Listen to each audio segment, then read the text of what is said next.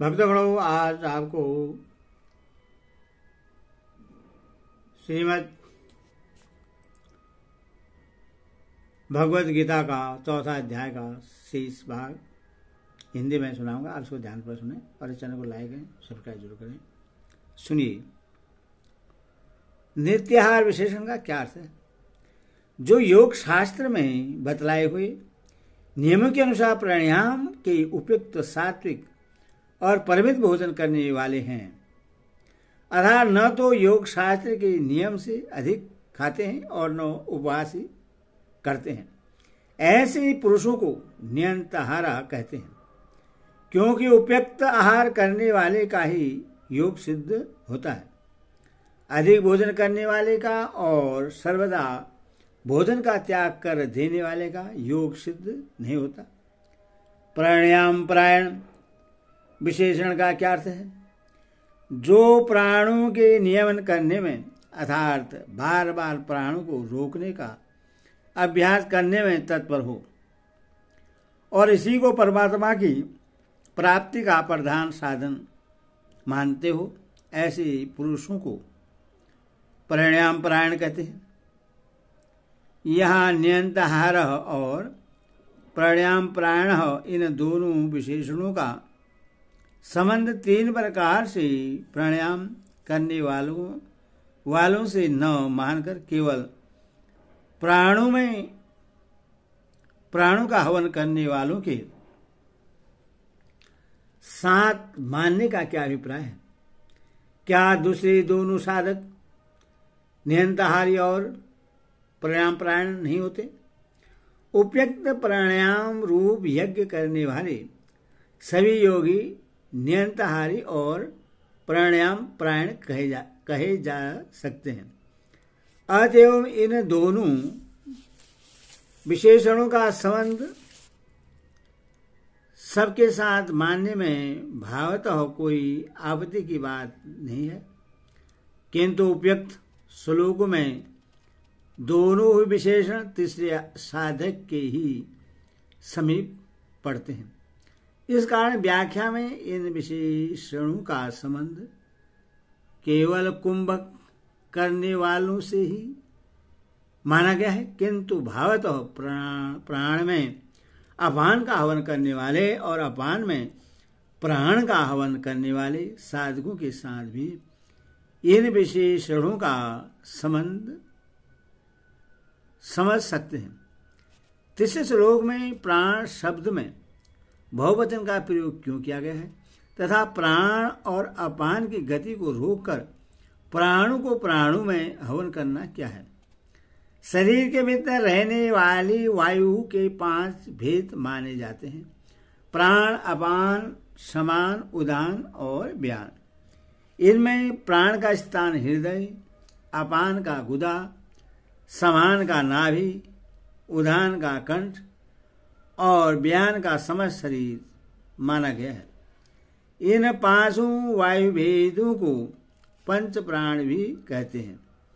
अतएव यहाँ 5 वायु भेदों को जीतकर इन सब का निरोध करने के साधन को यज्ञ का रूप देने के लिए प्राण शब्द में बहुवचन का प्रयोग किया गया है। इस साधन में अग्नि और हवन करने योग्य द्रव्य दोनों के स्थान में प्राणों को ही रखा गया है। इसीलिए समझना चाहिए कि जिस प्राणायाम में प्राण और अपान इन दोनों की गति रोक दी जाती है, अर्थात न तो पूरक प्राणायाम किया जाता है और न रेचक, किंतु श्वास और प्रश्वासों को बंद करके प्राण, अपान आदि समस्त वायु भेदों को अपने अपने स्थानों में ही रोक दिया जाता है, वही यहाँ प्राण और अपान की गति को रोककर प्राणों का प्राणों में हवन करना है। इस साधन में न तो बाहर की वायु को भीतर ले जाकर रोका जाता है और न भीतर की वायु को बाहर लाकर अपने अपने स्थानों में स्थित पंच वायु भेदों को वहीं रोक दिया जाता है। इसलिए इसे केवल कुंभक कहते हैं। उपयुक्त त्रिविध प्राणायाम रूप यज्ञों में जप करना आवश्यक है या नहीं? यदि आवश्यक है तो प्रण ओम का ही जप करना चाहिए या किसी दूसरे नाम का भी जप किया जा सकता है। प्रण ओम का सच्चिदानंद पूर्ण ब्रह्मा परमात्मा का वाचक है। किसी भी उत्तम क्रिया के प्रारंभ में इसका उच्चारण करना कर्तव्य माना गया है। इसीलिए इस प्रकरण में जितने भी यज्ञों का वर्णन है उन सभी में भगवान के नाम का संबंध अवश्य जोड़ देना चाहिए। हाँ, यह बात अवश्य है कि परवण के स्थान में श्री राम, श्री कृष्ण, श्री श्री शिव आदि जिस नाम में जिसकी रुचि और श्रद्धा हो उसी नाम का प्रयोग किया जा सकता है, क्योंकि उन परमात्मा के सभी नामों का फल श्रद्धा के अनुसार लाभप्रद होता है। यहाँ सभी साधनों को यज्ञ का रूप दिया गया है और बिना मंत्र के यज्ञ को तामस माना गया है। इसीलिए भी मंत्र स्थानी भगवान नाम का प्रयोग परम आवश्यक है। उपयुक्त प्राणायाम रूप यज्ञों में 1, 2, 3 आदि संख्या के प्रयोग से या चुटकी के प्रयोग से मात्रा आदि का ज्ञान रखा जाने से मंत्र की कमी रह जाती है। इसीलिए वह सात्विक यज्ञ नहीं होता। अतः यही समझना चाहिए कि प्राणायाम रूप यज्ञ में नाम का जप परम आवश्यक है। साथ साथ इष्ट देवता का स्थान भी इष्ट देवता का ध्यान भी करते रहना चाहिए। उपयुक्त सभी साधक यज्ञों द्वारा पापों का नाश कर देने वाले तथा यज्ञों को जानने वाले हैं। इस कथन का क्या भाव है? 23वें श्लोक में जो यह बात कही गई थी कि यज्ञ के लिए कर्मों का अनुष्ठान करने वाले पुरुष के समग्र कर्म विलीन हो जाते हैं, वही बात इस कथन से स्पष्ट की गई है। अभिप्राय यह कि 24वें श्लोक से लेकर यहाँ तक जिन यज्ञ करने वाले साधक पुरुषों का वर्णन हुआ है वे सभी ममता, आसक्ति और फलेच्छा से रहित होकर यज्ञार्थ उपयुक्त साधनों का अनुष्ठान करके उनके द्वारा पूर्व संचित कर्म संस्कार रूप संपन्न समस्त शुभाशुभ कर्म का नाश कर देने वाले हैं। इसीलिए वे यज्ञ के तत्व को जानने वाले हैं। जो मनुष्य उपयुक्त साधनों में से कितने ही साधनों को सकाम भाव से किसी सांसारिक फल की प्राप्ति के लिए करते हैं, वे यदि भी न करने वालों से बहुत अच्छे हैं, परंतु यज्ञ के तत्व को समझकर यज्ञार्थ कर्म करने वाले नहीं हैं।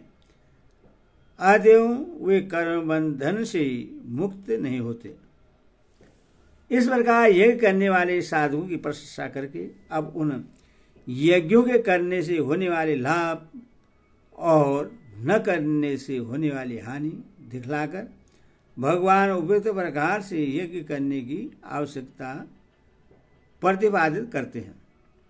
हे कुरुश्रेष्ठ अर्जुन, यज्ञ से बचे हुए अमृत का अनुभव करने वाले योगीजन सनातन परम ब्रह्मा परमात्मा को प्राप्त होते हैं, और यज्ञ न करने वाले पुरुष के लिए तो यह मनुष्य लोक भी सुखदायक नहीं है। फिर परलोक कैसे सुखदायक हो सकता है? यहाँ यज्ञ से बचा हुआ अमृत क्या है और उसका अनुभव करना क्या है? लोक प्रसिद्ध में देवताओं के निमित्त अग्नि में घृतादि पदार्थों का हवन करना यज्ञ है, और उससे बचा हुआ हवस्यान ही यज्ञ शिष्ट अमृत है। इसी तरह स्मृतिकारों ने जिन पंच महायज्ञादि का वर्णन किया है।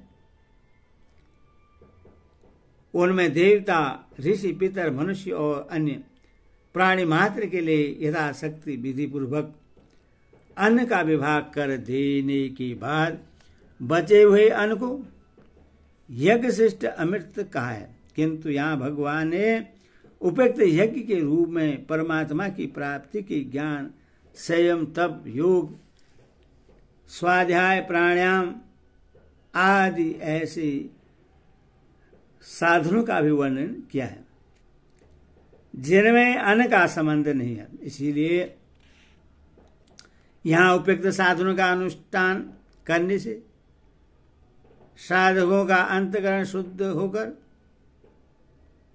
अंत में जो प्रसाद रूप प्रसन्नता की उपलब्धि होती है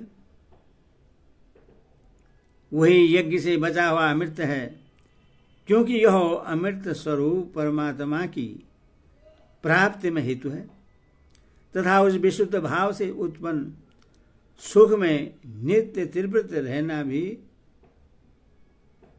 रहना ही यहाँ उस अमृत का अनुभव करना है।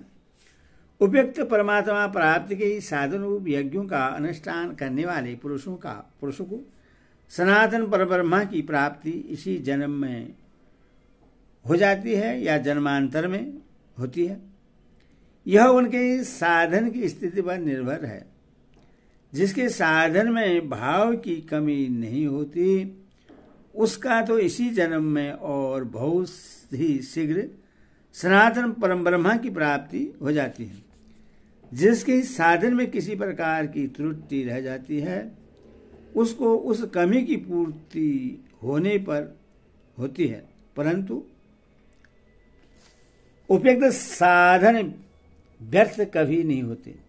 इनके साधकों को परमात्मा की प्राप्ति रूप फल अवश्य मिलता है। यही भाव दिखलाने के लिए यहाँ यह सामान्य बात कही गई है कि वे लोग सनातन परम ब्रह्मा को प्राप्त होते हैं। सनातन परम ब्रह्मा की प्राप्ति से सगुण ब्रह्मा की प्राप्ति मानी जाए या निर्गुण की। सगुण ब्रह्मा और निर्गुण ब्रह्मा दो नहीं हैं। सच्चिदानंद घन परमेश्वर ही सगुण ब्रह्मा है और वही निर्गुण ब्रह्मा है। अपनी भावना और मान्यता के अनुसार साधकों की दृष्टि में ही सगुण और निर्गुण का भेद है, वास्तव में नहीं।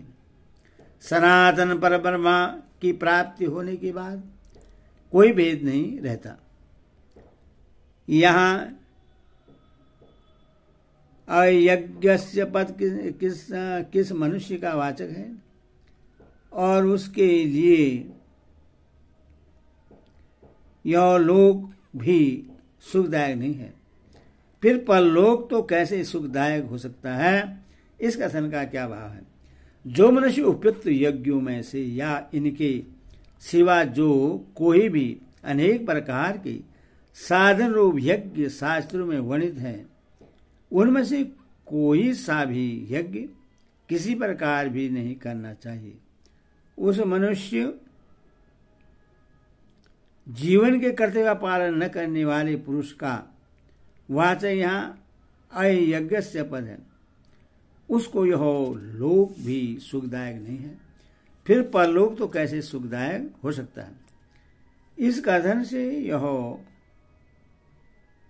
भाव दिखलाया गया है कि उपयुक्त साधनों का अधिकार प्राप्त पाकर भी उनसे न लगने के कारण उसको मुक्ति ही मिलती है, स्वर्ग भी नहीं मिलता और मुक्ति के द्वार इस मनुष्य शरीर में भी कभी शांति नहीं मिलती, क्योंकि परमार्थ साधनहीन मनुष्य नित्य निरंतर नाना प्रकार की चिंताओं की ज्वालाओं से जला करता है। फिर उससे दूसरी योनियों में तो जो केवल भोग योनि मात्र है और जिनमें सच्चे सुख की प्राप्ति का कोई साधन ही नहीं है, शांति मिल ही कैसे सकती है। मनुष्य शरीर में किए हुए शुभाशुभ कर्मों का ही फल दूसरी योनि में भोगा करता है। अतएव जो इस मनुष्य शरीर में अपने कर्तव्य का पालन नहीं करता, उसे किसी भी योनि में सुख नहीं मिल सकता। हरि ओम तत्सत्। हरि ओम।